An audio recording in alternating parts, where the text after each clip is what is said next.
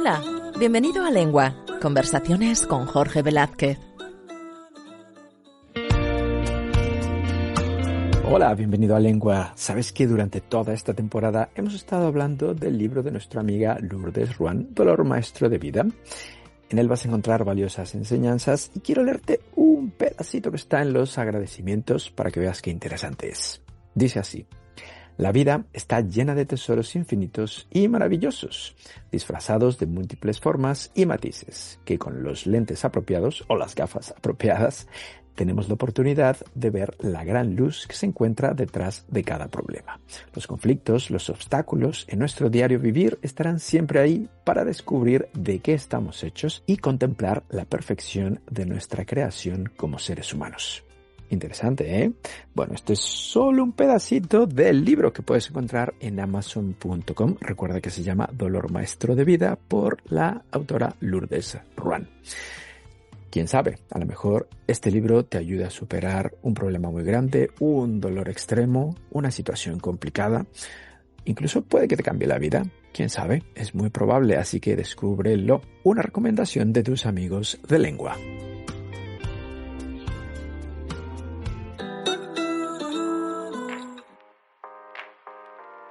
Hola, recuerda que esta es la segunda parte de nuestra entrevista con Víctor Manuel. Antes de escuchar la segunda parte, te recomiendo que escuches la primera para que entiendas un poco de qué va la historia. Y sin más, vamos a terminar de escuchar a nuestro amigo Víctor Manuel. Gracias por seguir aquí. Bueno, tengo que decir algo importante porque tú sabes de lo que hablas porque fuiste editor. Esto no lo he entendido. Editor de asignaciones en Telemundo. ¿Qué son las asignaciones? Sí, yo también decía yo, ¿qué es? Acá se llama Assignment Editor. Okay. ¿Qué es eso? Bueno, es en nuestro lenguaje hermoso que es el castellano, el español, es el jefe de asignaciones, como el jefe de información en los medios hispanos normales o en México, que es el que te dice, a ver, tú te vas, yo quiero esta noticia, para esta noticia entrevístame a tales personas, y aquí, fíjate, en México, en el canal, no sé, tú te las arreglabas para conseguir las entrevistas. Aquí, yo les tenía que hablar a las personas que quería que entrevistaran para que a tal hora llegara la cámara y el reportero a entrevistarlos. O sea, les preparas todo como si fueras el productor realmente. Bueno, esa era la función del Assignment Editor ahí en Telemundo. Decirles el tipo de noticias que te gustaría y las personas que te gustaría entrevistar. Uh-huh. ¿Y te gustaba? ¿Lo disfrutabas? Fíjate que me acabas de dar un punto muy hermoso. Siempre le debo tanto. Yo no me considero periodista. Tengo la ilusión de escribir alguna vez un libro y de escribir. A veces, ahora sí que a veces me aloco y escribo, pero y sí me gusta leer, eso sí me fascina. Pero fíjate que, y sobre todo a los poetas españoles de la época del 27, que me parecen fabulosísimos, pero sí me fascina, me ha llenado, le debo todo, le agradezco a este noble oficio. Por eso yo no me considero periodista, la verdad. Trato de escribir lo mejor que pueda, pero bueno, pues a ver, la gente la que al final dice, ya no escribo tanto para los periódicos, tengo solamente programas así, como el de Voz, y pero ya casi no tengo, ya no escribo tanto, ya y ya quiero más leer y a disfrutar de las lecturas. Pero entonces algún día habrá un libro tuyo. Me imagino que no será una novela, será un libro de ensayos o... Ese es mi primer conflicto que tengo. Ensayo o novela, ¿no? Yo creo que quiero empezar con una novela porque he vivido, a pesar de la corta edad que tenía cuando comencé como corresponsal de guerra, y le decía a Lulú, a mi gran amiga Lulú, que en verdad, Jorge, le debo tanto a la vida en todo ese aspecto, porque he vivido tanto, que si me muriera mañana, no, creo que no dejé muchas cosas por ver todavía. he vivido intensamente, me gusta vivir intensamente. Tengo muy buenos amigos, escritores, músicos, poetas y de todos. Y ya gracias a la vida que me ha dado tanto. Entonces empezaremos por Gracias. una novela y luego vendrán los libros de ensayos, porque también, aparte de todo esto que has hecho, has sido director de noticias en varias radios. Sí, fui una de las, a lo mejor, bueno, eso llegaba hasta España, teníamos ya corresponsales en Radio Única, que fue un proyecto muy interesante a nivel mundial, porque fue en muchos países del mundo estaba Radio Única, y una de las cosas fuertes era el deporte, pero teníamos sectores de noticiarios con entrevistas así en diferentes países, y ahí fui director de noticias, precisamente, y fui director de noticias en una de las radios aquí más prestigiosas que la comprara Univisión, que se llamaba Radio Que, La Fabulosa Que Es. Fui director de noticias ahí por mucho tiempo, 10 años, 12 años, y ahí en Telemundo. Y después, con eso, trabajaba en organizaciones sin fines de lucro de ayuda al migrante. Ha sido más mi actividad, ahora sí que de activismo cívico, ¿no? Social. Tú, lo que ves es que tú no te aburres, ¿eh? Tú estás, vamos, no paras.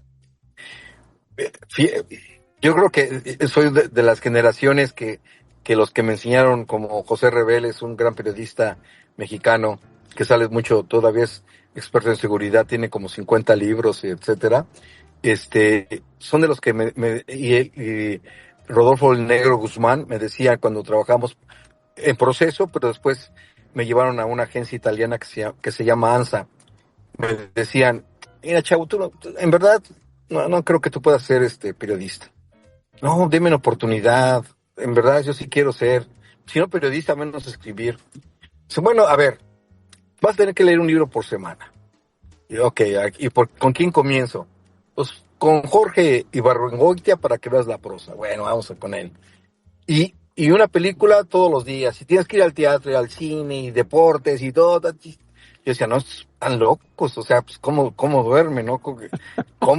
En verdad, dices tú, Pigmeno Ibarra, así, a las 4 de la mañana, 3 de la mañana, levántate porque dices una bomba o alguien te dio el pitazo que había muchos asesinos, aunque no habías dormido, te levantabas y órale. Entonces, soy de esa camada que no le gusta dormir tanto, ni comer tanto, pero vivir sí, y vivir intensamente. Entonces, sí, Jorge. Realmente no Pues te aburres.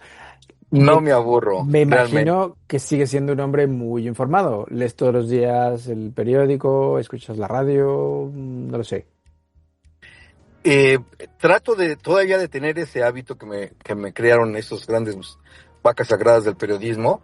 Me cuesta trabajo, Jorge, por la actividad que desarrollo, pero sí, por ejemplo, de México me mandan todos los periódicos, todos los días, todos los periódicos, eh, principalmente las primeras planas y las notas más importantes. Entonces, pues ya vas seleccionando qué lees, qué no lees, qué editorial te gusta, qué autor, etcétera, qué columnista, qué político, y sí trato de seguir todo eso, ¿no? Y entre eso, pues, de Estados Unidos y los países, y las principales pues, el ABC, o sea, trato de seguir lo más que pueda también de lo de España, porque me parece muy interesante la historia de allá. Ujú. Oye, te voy a hacer una pregunta que a mí, como mexicano, viviendo en España, siempre me hacen y te voy a confesar que no sé responder. Porque yo tengo muchos amigos y familia en México y yo les he preguntado, ¿qué opinas de la nueva presidenta y del expresidente de López Obrador? Y bueno, esta presidenta es como su continuación, vamos a decirlo así, ¿no? Sigue la misma línea política. Cuando yo voy a México o cuando yo pregunto a mis amigos o a mi familia por esta línea política, hay mucha gente a favor y mucha gente en contra. O sea, México está polarizado completamente. Y yo escucho cosas muy buenas y cosas muy malas. Escucho que la economía va fenomenal, que el peso no se ha devaluado frente al dólar desde que Obrador subió al poder, que ya estamos hablando de hace años, pero por otro lado, cuando voy a México, todos los precios son casi europeos. O sea, está la vida carísima. Tengo amigos empresarios que se quejan de que les han subido los impuestos, pero tengo amigos empresarios que dicen, no, no, si el país va fenomenal, esto es una maravilla. O sea, explícamelo. ¿Tú qué opinas de este gobierno? ¿Es bueno, es malo? ¿Están haciendo las cosas bien? ¿Es bueno para la gente? ¿Es bueno para la economía? No sé. Ilumínanos. Mira, ay, gracias, pero es una pregunta muy importante que creo que vale la pena que la gente, toda tu audiencia, tenga mi punto de vista humilde, pero fundamentada con datos, que ese es al final de cuentas las declaraciones y a favor y en contra a veces salen sobrando. Los datos creo que es lo más importante, y uno como periodista, pues es lo que trata de reportar, de decir, ¿no? Con fundamento, con hechos reales. La realidad es que México, en la época del neoliberalismo, si tú lo hubiera, si la gente lo hubiera vivido, gente no se enteraba de las masacres. Por ejemplo, yo trabajaba en ese entonces de Proceso, yo iba al periódico El Día, en la sección internacional, que eran puros exiliados políticos bolivianos, argentinos, Carlos Varela de Argentina, había de Chile, de Bolivia, de Perú, o sea, de El Salvador, gente pero muy intelectual, muy, muy capaz. Pero El Día se creó para apoyar el movimiento de la Revolución Cubana. Bueno, pero era muy oficialista. Entonces, nada más para que tengan una idea, una vez me hablan unos campesinos, digo que trabajaba con campesinos del estado de Oaxaca, y me mandan fotos y que los habían masacrado e incluso cortado la lengua a algunos de ellos. Uf. Y yo hablé en México, en un periódico, cuando tú metes tu nota, te la censuran. Para que te la censuren, se va a la mesa de redacción y ahí te ven, no, pues esto no entra, esto sí, esto está duro, ta. Pero le dije a mi amigo, métela, por favor. Y dice, hoy nos vamos a meter un problema. Diles que yo la metí sin querer. Y sí, la metió. Si hubieras visto al otro día qué problemón hubo. Oh, pero tremendo. Me mandó a hablar la directora Socorro Díaz. Después se hizo senadora del PRI. La realidad es que no sabías, y sí sabías ¿cómo se llama? A voces ocultas o secretos ocultos de la realidad que se vivía en México. Era muy, muy, muy difícil.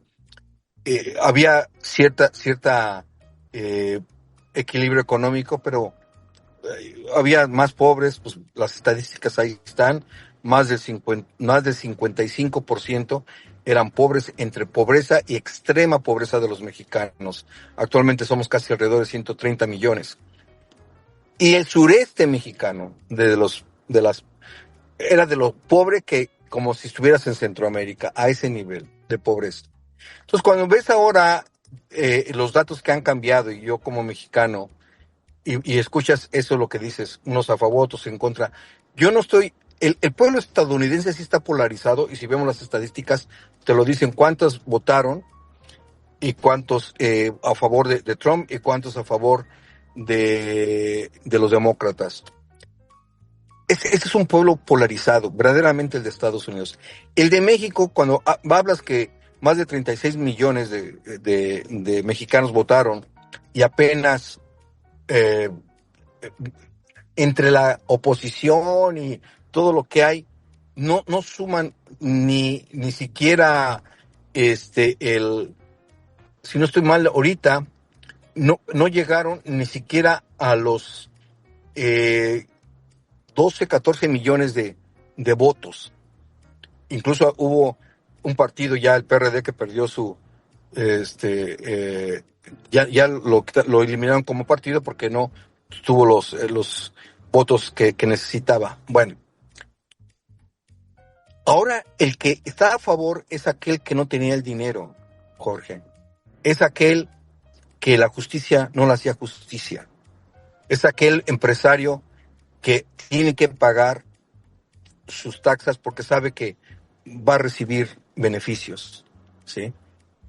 O sea, todo ese tipo de situaciones, cuando ves el sector salud que había en México, dices, sí, es que ahora no hay medicinas, porque las controla todavía, incluso ya no, pero las controlaba dueños de periódicos, empresarios, y le daban el precio que quería, y además hay que recordar que la Ciudad de México, Jorge, es una de las ciudades más caras del mundo. Vas a encontrar exactamente eh, precios a la altura de cualquier otra ciudad como Tokio, más caras del mundo. Pero tienes otros lugares, dentro de la misma capital, que puedes comer con $2. Y bien, comida bien, correcta. Y tú lo ves y dices, ay caray, esas loncherías están llenas y estás comiendo bien. Los mercados, que es una cuestión folclórica, cultural muy hermosa, te puedes ir y comprar fresco todo eso, barato. Sí ha subido, pero se ha subido nada más con la subida que dieron a los salarios, desde el presidente Andrés Manuel López Obrador a la actualidad, con la presidenta, se eliminaron, y no lo dice el gobierno, lo dicen las estadísticas de organismos internacionales, se eliminaron de la pobreza a más de 11 millones de mexicanos. Entonces, cuando comienzas a ver y lo que está pasando en el sector salud, en el sector judicial, en diferentes áreas, vemos un México cambiante, que va a ser difícil, sí, que hay mucha violencia, sí, pero esa es una violencia que dejó, Jorge, el neoliberalismo, todos los demás presidentes. En verdad, México vivíamos, si no es, ¿tú crees que Estados Unidos hubiera permitido, Jorge, que hubiera ganado gente? Y no es que sea de izquierda, no son, Andrés Manuel no es ni socialista, ni tampoco Claudia. Son gente humanista, como ellos se han identificado. Son gente que vienen de un activismo político, pero nunca vinculado a los extremos o como comunistas, como a veces lo pretenden hacer ver. Los querían demostrar, va a haber un Hugo Chávez. No es cierto. Es gente de izquierda, ideológicamente hablando, pero no violenta. Bueno, con todo esto, si nos damos cuenta, ¿tú crees que Estados Unidos iba a permitir que ganara un gobierno no afín a los intereses estadounidenses? Lo que pasa es que ya no se podía controlar al gobierno de México. Estaba totalmente vinculado con el narcotráfico. No está preso el jefe de seguridad de Calderón. Lo agarraron por droga. Totalmente culpable del narcotráfico, de los secuestros. Entonces, había toda una serie de desinformación e información totalmente manipulada. Yo tuve que dejar mi país, condolencia. Me preguntabas qué me había dolido de lo de corresponsal. Es salir de México, salir de tu patria no es fácil. Dejas todo. Y cuando yo tuve que salir solo, que dejas todo, es doloroso. De veras que no. Cuando hablas del exilio dices, hijo, qué duro es, aunque no sea definido como tal, sino que por motivos tienes que salirte, es doloroso, Jorge. Yo iba a ser subdirector del periódico El Mañana en Nuevo Laredo. Si vieras el narco, cómo llega y te trata de manipular, de apoderar de ti, te dice, mira, si no lo quieres hacer, ¿cómo verías tu cabeza metida en el río Bravo? Pues, ¿cómo la vería? Pues no la podría ver, señor. Discúlpeme, pues ya me mató. Pues cómo o sea, y entras yo viví en el Palacio del Río cuando me fui a trabajar ahí por el español, el don Francisco Fe Álvarez, todos mis agradecimientos para ese señor. Llegaba y encontraba $10,000. Si yo que hubiera querido, yo hubiera sido rico, en verdad. Pero eso nunca me interesó. Entonces, México ha cambiado, México está cambiando, México está dando señales y lecciones de una vuelta a la democracia. Pero ve el respeto que le tiene Trump a AMLO, que le tuvo a Andrés Manuel López Obrador, como a Claudia Sheinbaum. Porque le conviene tener un país mejor, estable, y que pueda mantener por la seguridad de Estados Unidos estable su frontera, porque esto es histórico, esto es social, esto es cultural, por la cercanía, y porque antes Estados Unidos le robó a México muchísimos estados, y etcétera. Ujú. Pero le conviene a Estados Unidos mantener mejor a un gobierno que sabe que no es de marxista, ni comunista, ni es socialista, pero más estable, que seguir manteniendo al PRI, porque el PAN, cuando el PRI le entrega el poder al PAN, fue peor. Y fue tan peor que el secretario de Seguridad está preso acá. Y si ves todos los gobernadores que están presos y los que andan prófugos, que son del PRI y del PAN, entonces, esa es una realidad. Sí ha cambiado México. Es una población polarizada. Yo creo que es mucho más la gente que está a favor, porque era la gente pobre. No, perdón. Esa es la gente que apoya a la cuarta transformación.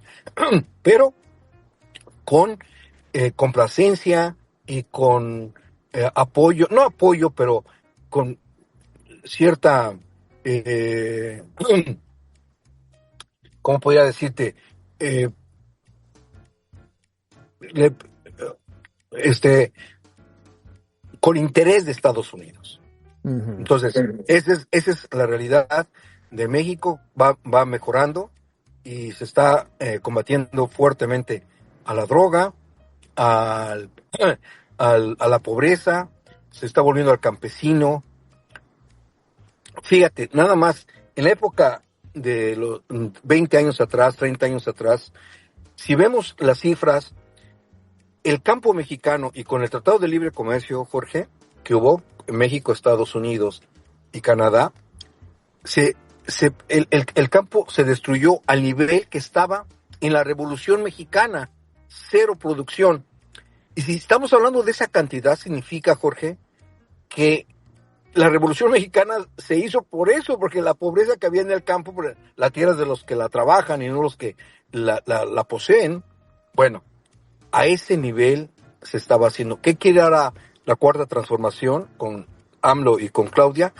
Que sea México autosuficiente para que el mercado interno pueda consumir lo que consume, lo que se produce, y no dependa de gente como Trump, de que un día te dice una cosa y mañana te va a decir otra cosa.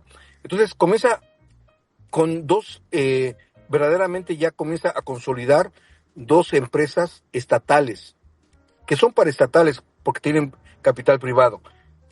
La Comisión Federal de Electricidad, la CFE, que es electricidad para todo México, y el petróleo mexicano.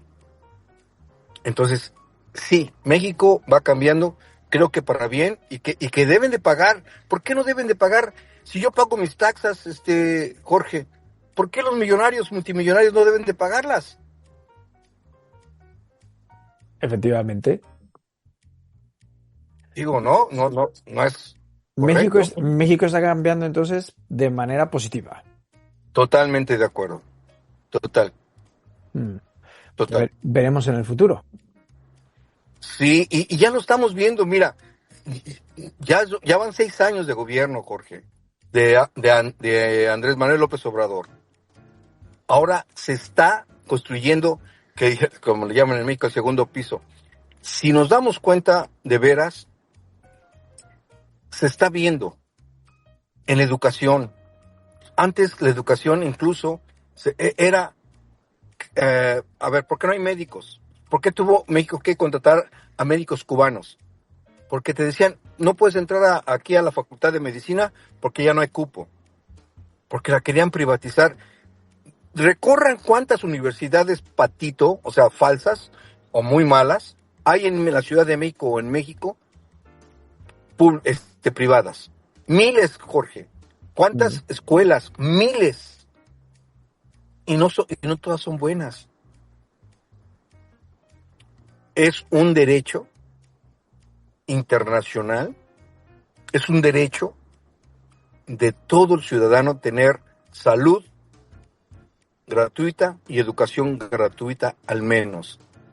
¿En Estados Unidos hay eso? No.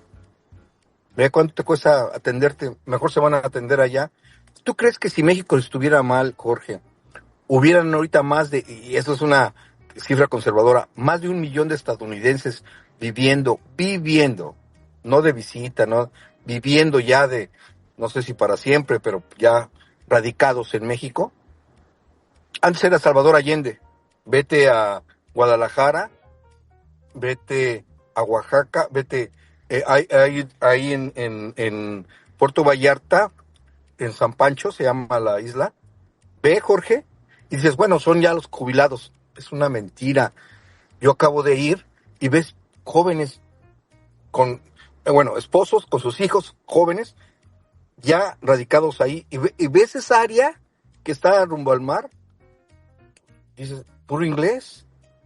Bueno, no se están quejando ahorita los mexicanos de la Condesa, de Roma, de la Polanco, de que por culpa de los extranjeros, sobre todo los estadounidenses, ya los precios ahí sí se han incrementado demasiado y ya lo sacaron. Ya ve esa área y dices, oh, caray, pues estoy en Estados Unidos. Pon una vez, háganse en ese ejercicio, váyanse en un Airbnb ahí en la Condesa, Jorge, y dices, ay, carajo, y vas a un precio y dices, no, hombre, pues está igual que en Estados Unidos, así de fácil. Pero entonces estamos en el mundo al revés. Los americanos quieren irse a vivir a Estados Unidos y muchos mexicanos siguen queriendo irse a vivir a Estados Unidos. Y ya los mexicanos ya no se quieren. Ha bajado a más del 80% de los mexicanos, más 90 y tantos por ciento, la migración de mexicanos a Estados Unidos. Ya no, Jorge. Antes, cuando yo iba en la prepa, venía a Estados Unidos a comprar mis Converse. Ya es que todos los chavos era lo importante y conocer. Bueno, ya no es Estados Unidos de antes, Jorge, que antes el dinero te quedaba. En verdad, ya no existe eso. Porque pregúntaselo, háblale a cualquiera, oye, ¿te alcanza el dinero? Te voy a decir, no. Si no trabaja mi esposa, no. Si no trabajan mis hijos, no les puedo pagar la educación. Muchos de los jóvenes que son súper dotados, y te lo digo con datos fidedignos, súper dotados. Mi hijo es maestro en una escuela para niños superdotados. Y no pueden ir a la universidad porque no pueden pagar la universidad, Jorge. Una universidad mínima te va a costar, hasta privada, esta pública, no alrededor de 16,000 a 35,000 dólares por año. Y después el departamento y todo lo que es. O sea, esa es la educación. Y eso lo acaban de quitar. Un programa que el Dream Act, ya no lo quiere Trump. Entonces, estos niños indocumentados que son muy buenos ya no pueden estudiar porque o la tienen que pagar, porque te decía que el Dream Act podrías estudiar, si vivías 3 años en Texas, podrías estudiar igual, con los mismos beneficios y derechos que un ciudadano estadounidense. Si la quitan totalmente, y hay una pelea en las cortes, más migrantes o más latinoamericanos y mexicanos o hispanos ya no van a poder estudiar en las universidades. O sea, desastre. Muy mal. Yo creo que sí. Y Trump, pero también los demócratas. Somos un juego para ellos. Estás escuchando Lengua. Conversaciones con Jorge Velázquez. Pero entonces, ¿hay futuro en Estados Unidos? ¿O esto va de mal en peor? No, yo creo que es una economía decayente, y no lo digo yo, lo dicen sus especialistas aquí, y unos muy, muy buenos, con premios Nobel de Economía. Yo creo que es un país con una economía que va decayendo por esa gran deshumanización que hay, Jorge. Y no digo que es el pueblo, dije la economía. El pueblo estadounidense es diferente. Hay gente muy, muy buena, o sea, de todo. pero la economía que tiene ese feroz capitalismo por hacerte más rico y por tener el mejor carro, mejor casa, mejores cosas, te hace ese consumista ese consumidor que no te deja ver que la educación sería mejor para tus hijos o para ti, estudiar inglés, estudiar otra cosa. Entonces, te tiene trabajando para que puedas tener, como lo llaman acá, tu troca, o sea, tu camionetota grandota, tu Ford, tu lo que sea. Pero mira, traigo una camionetota y te endrogas con 35,000, 45,000 dólares fácilmente, Jorge. Uf. Pero entonces estamos de acuerdo que eso va en decadencia. Totalmente de acuerdo. Y como digo, no lo digo yo tristemente, pero lo dicen sus analistas, los mejores analistas que hay, incluso premios de economía, te dicen eso. Yo creo que lo conocen, hay un mexicano que es aunque nació en Yucatán, él es de descendencia libanesa, se llama Alfredo Jalife, que está entre los mejores geopolíticos a nivel mundial. Alfredo Jalife, ok, él en sus libros y con las personas que entrevista y todo eso, es un doctor da clases de doctorados en universidades prestigiosas y en México y todo eso. Te habla, acabo de sacar ya tiene un tiempo, sacó un libro de eso. Sí, creo que Estados Unidos, y leyendo y tratando de averiguar, sí está en decadencia su sistema económico y financiero si no toma las medidas humanas a favor de su pueblo. Sí creo que viene una tormenta. Ve cuánta gente se manifestó en apoyo a los migrantes, Jorge. Parecía que estaba como en Vietnam. Ese partiaguas, la gente debería de saber más de Vietnam para que veas lo que significó Vietnam para Estados Unidos, Jorge. Es increíble.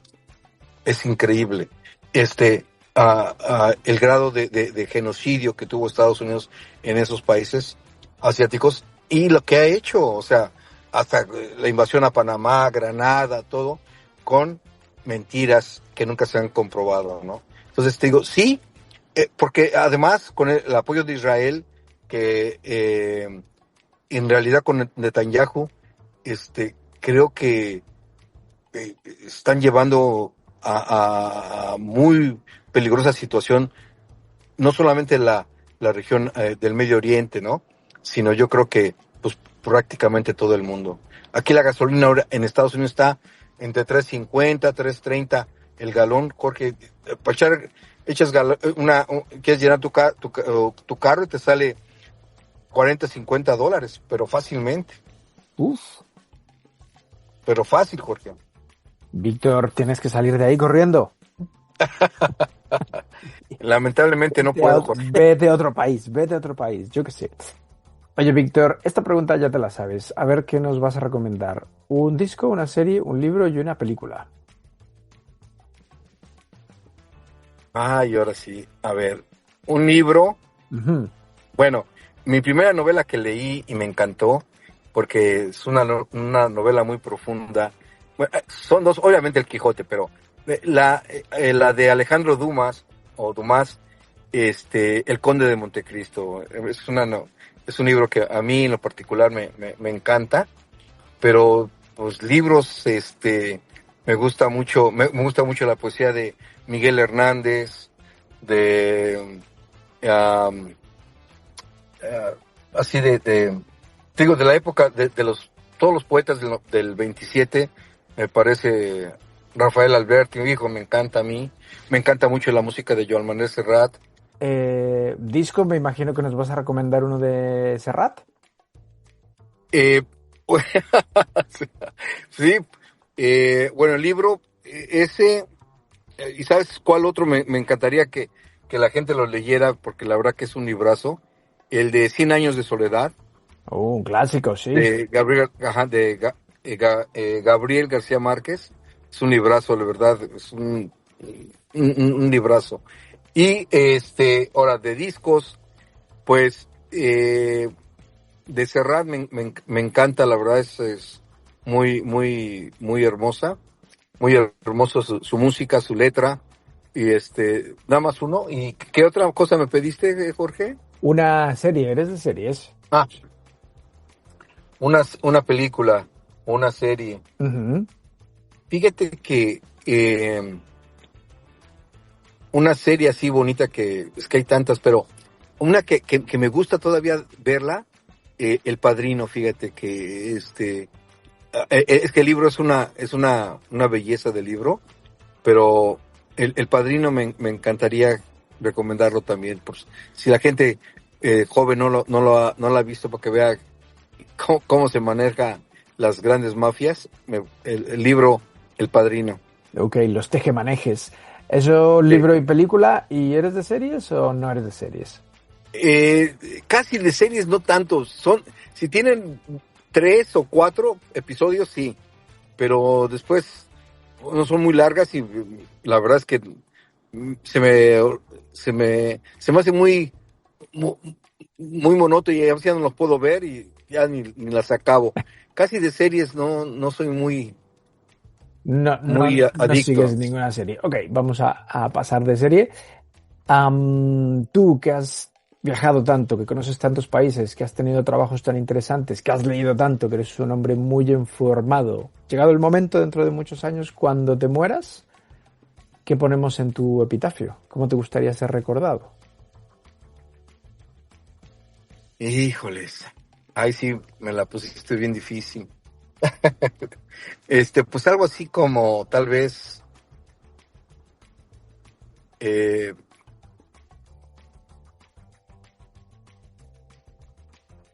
vivió intensamente y murió feliz. Perfecto. Suficiente, no necesitamos más y además es verdad, ¿no? Sí. ¿Podemos decir entonces que no le tienes miedo a la muerte? Fíjate que no le temo, la verdad, pero como tengo todavía tantas responsabilidades por la familia, no me gustaría que me muriera muy pronto, pero no, tampoco quiero vivir muchos años también, no soy de las personas que soy, y mi familia es muy longeva, pero yo no quiero vivir tanto así, porque ya cuando llegas a viejito te vuelves, en vez de algo bueno, en una carga, y yo no quiero ser carga de nada, ni de nadie. Entonces quiero morir en todas mis facultades, que pueda irme todavía a un bar a tomarme una copa, estar con mis amigos, disfrutar la vida, pero no llegar a viejo. Entonces, eh, pues así me gustaría terminar prácticamente, no morir tan grande, pero que me dé la vida unos años más, o Dios unos años más de vida, pero llenos, con plenitud. Exacto. Me da miedo el hospital, eso sí, para que vean. Y las inyecciones, mucho. Y los hospitales me aterrorizan. Ok, entonces mejor en casa, en tu cama, rodeado de tus seres queridos. Venga, hasta luego, me voy. Ya está. Sí, así como un paro, así que estés disfrutando la vida y de repente, ay, ahora sí. O dormido, ¿no? Que mucha gente se queda dormido, y ya se quedó dormido. Así me gustaría. Ok.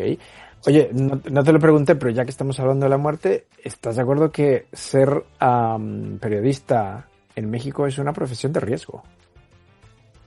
Sí, de mucho riesgo. Es lo que te decía hace rato, era muy censurado. Mira, en el canal 11 salimos con Víctor Bió, que digo que fue uno de los jefes de prensa del presidente Salvador Allende, porque en esa época estaba también la guerra entre Israel y Palestina, y pues tratábamos de difundir información de Palestina que nos llegaba a través de las agencias, y los palestinos, los israelíes en México tienen obviamente, pero muchísimo poder. Es un poder, pero igual que en Estados Unidos, que dicen que son los que gobiernan por abajo del agua, ¿no? Que como le dicen aquí, el deep state, algo así, ¿no? El estado profundo, que no se ve. y fíjate que nos mandó a gente de gobernación para que todas las notas que publicáramos fueran vistas por él. Entonces, sí es ser periodista en México. Mis grandes amigos que son extraordinarios, lamentablemente ya no tienen trabajo en lugares así, fíjate. No tienen buen trabajo. La pasas difícil. Y obviamente por la censura, ¿no? Por la censura y porque como saben cuál es tu manera de escribir, no te aceptan, ¿no? Y no te van a publicar.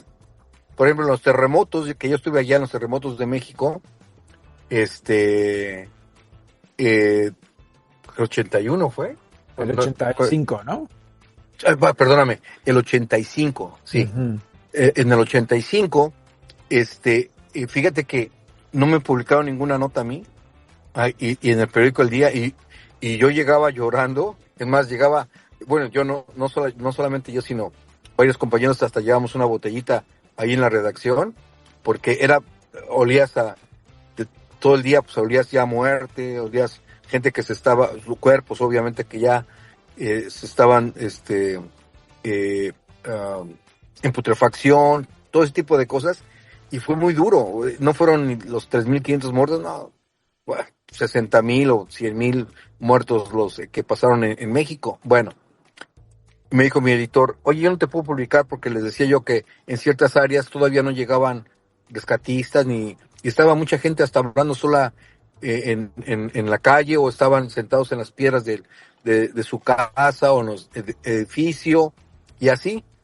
Y hice más la crónica humana que de cifras, ¿no? Y pues no, digo, pues no te voy a cambiar mis notas, no las quieres publicar, no las publiques. Y nunca me publicaron. Entonces, y eso, fíjate, entonces sí, la verdad, es muy peligroso ser periodistas, recibes muchas amenazas, pero amenazas fuertes. Pero ¿qué crees como experiencia, Jorge? Cuando yo llego a Estados Unidos, había un dueño de un periódico que se llama, sí acaba de fallecer, el señor cubano, era cubano, pero había trabajado para la CIA, Marcos Nelson, del periódico Hispano. Y cuando yo llego a Dallas, y soy editor del periódico El Novedades, directores como, ¿sí me escuchas ahí? Sí, te escucho. Perfecto, es que me está hablando Lourdes. Editores como director, ¿no? Acá, pero más... Bueno, agarre y me pone en su periódico en primera página, acaba de llegar, porque venía de Centroamérica, acaba de llegar un agente encubierto de el régimen dictatorial de Fidel Castro. ¿Tú crees? Refiriéndose a ti.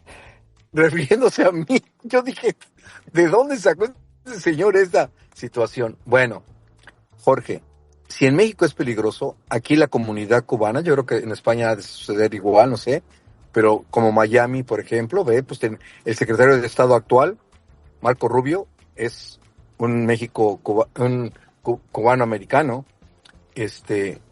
tiene mucha fortaleza.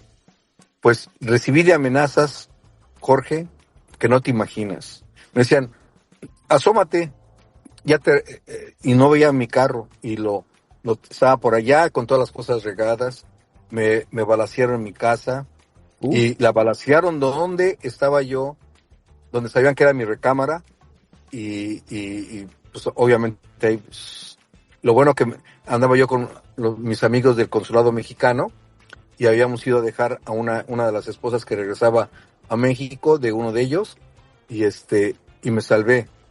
Pero en Estados Unidos también es muy peligroso. Vean la cantidad de muertes o de suicidios de periodistas que han revelado algo, dónde han quedado. El de Irán Contras y todo eso. Sí, es muy peligroso en México, pero créanme que también es muy peligroso en Estados Unidos. Vaya. Entonces, si queremos publicar un libro de ensayos, me parece que lo tendrás que venir a editar a Europa, a publicar en Europa. Yo creo que sí, definitivamente. Sí es. Con todas esas vivencias que tienes. Si ya cuando te identifican aquí, hijo, sí, sí es bien, sí, se me hizo muy difícil ese tiempo, Jorge, muy difícil. Ahora mismo, actualmente ya no te dedicas a nada relacionado con el periodismo. Ya prácticamente no, tengo solamente programas así como el que me haces el favor de entrevistarme, pero ya casi no escribo en las... No hay dónde escribir ya, en realidad. ¿Y no tienes redes sociales? No, fíjate que casi no me gusta tanto eso. No me meto tanto en esa situación. Ok, entonces la gente no puede seguir tu Instagram o tu Twitter o tu YouTube, nada. No, pero lo voy a hacer, fíjate, porque me han dicho, pero no, la verdad es que nunca he sacado ninguna red, no me meto en las redes. Ok, genial. Oye, Víctor, hemos estado más de una hora y media. Sí. Dale que te pego a la lengua. Muchas gracias por esta entrevista.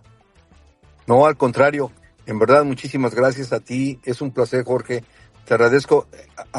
Ya tenía muchos años que no tocaba estos puntos y mucha gente en entrevistas que he tenido así no tocan puntos tan neurálgicos y tan importantes. Te felicito por tu programa y te agradezco mucho, en verdad, la apertura de otra visión humilde, pero otra visión de la política México-Estados Unidos. No, gracias a ti, ha sido súper interesante.